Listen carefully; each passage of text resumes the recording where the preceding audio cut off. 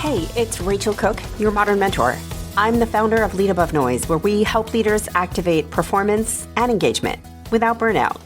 Whether it's a boot camp, a keynote, or a pulse check, we help teams achieve meaningful change.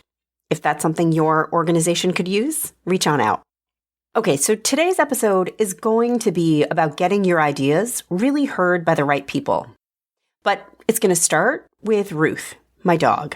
She is the love of my life and a little bit the bane of my existence. Because here's the thing, I'm not a dog person. Or I wasn't, until my children managed to crack my soul open. Here's what happened. My kiddos always wanted a dog, and I was a hard no on this. I held my position for years, until one day, out of nowhere, my girls got together and hit me with a literal slideshow presenting their case. It touched on the power of teamwork, like they would work together to care for a dog, of responsibility, of physical activity from walking a dog. They had researched local vets and dog walkers. In other words, they made it kind of a no-brainer for me. They found my motivation. They got ahead of some of the questions they knew I'd have, and they answered them. Did they manipulate me? Well, yes, they did. But ultimately, I give them credit. They were smart. Just don't ask me who actually takes care of the dog today because, well, we can't win them all. My kids stumbled onto the right formula for getting their idea heard, truly, by me.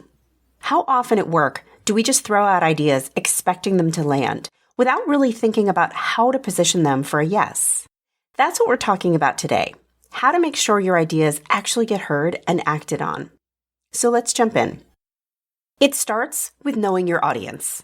My kids were in love with the idea of getting a dog. For them, it was about something to snuggle, to boss around, to show off to their friends.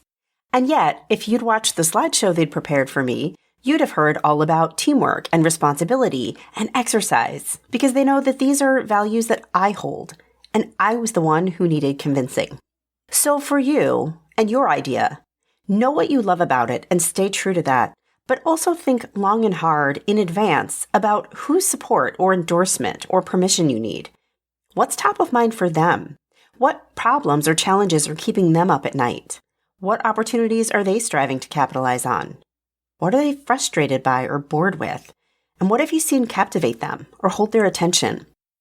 This isn't about manipulation. It's about choosing your positioning wisely. Often our ideas get overlooked because the key decision makers just haven't been convinced. Maybe you're imagining a new product feature. It's cool, it's digital, it's something you know your friends would respond well to.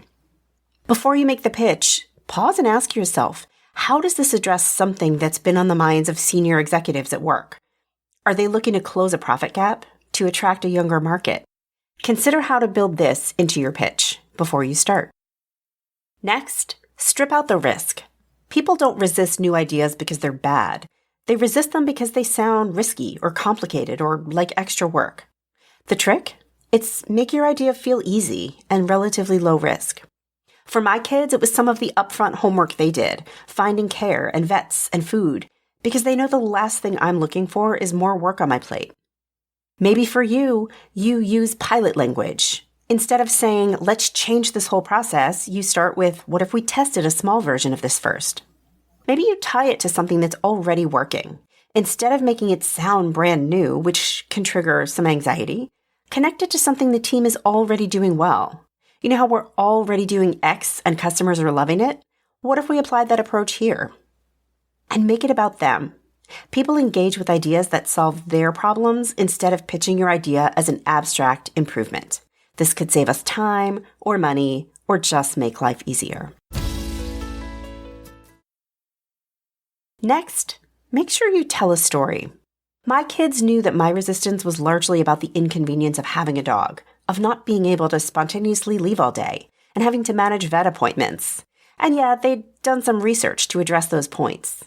But also, they showed me some absurdly amazing, and no, I was not crying, videos of dogs being reunited with their owners after being lost, because they knew they needed to hook me on an emotional level. People need data, but that's not what they remember, and that's not what persuades them. If you want your idea to land, attach it to a compelling story that resonates with your audience. Make it personal. Instead of jumping straight to your solution, start with a real-life scenario where you could see your idea having an impact. Make it visual. People process stories better when they can picture them.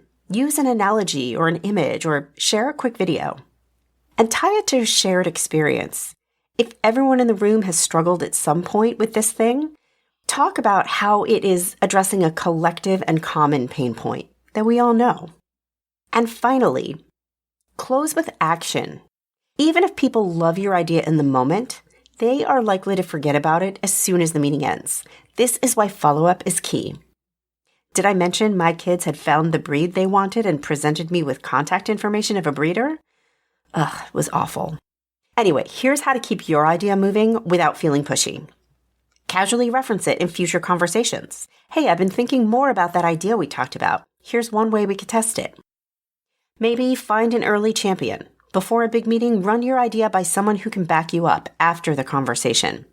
And offer to take the first step. If people hesitate, say, hey, I can put together a quick draft of an action plan to get us started. Because once momentum starts, they'll be more engaged. If you've been feeling frustrated by your ideas feeling overlooked at work, give this approach a try. You'll be surprised how much more traction you might land when you frame things a little differently. And if your team could use support in communicating ideas effectively, engaging in real problem solving, or driving meaningful change, reach out to me, Rachel, at leadabovenoise.com. Whether it's a boot camp, a keynote, or a pulse check, I'd love to help. Join me next week for another great episode. Until then, visit my website at leadabovenoise.com. You can follow Modern Mentor on Apple Podcasts, Spotify, or wherever you listen to podcasts. Thanks so much for listening and have a successful week. Modern Mentor is a quick and dirty tips podcast. It's audio engineered by Dan Firabend. Our director of podcasts is Brandon Getchis. Our podcast and advertising operations specialist is Morgan Christensen. Our digital operations specialist is Holly Hutchings. Our marketing and publicity associate is Davina Tomlin. And our marketing contractor is Nathaniel Hoops.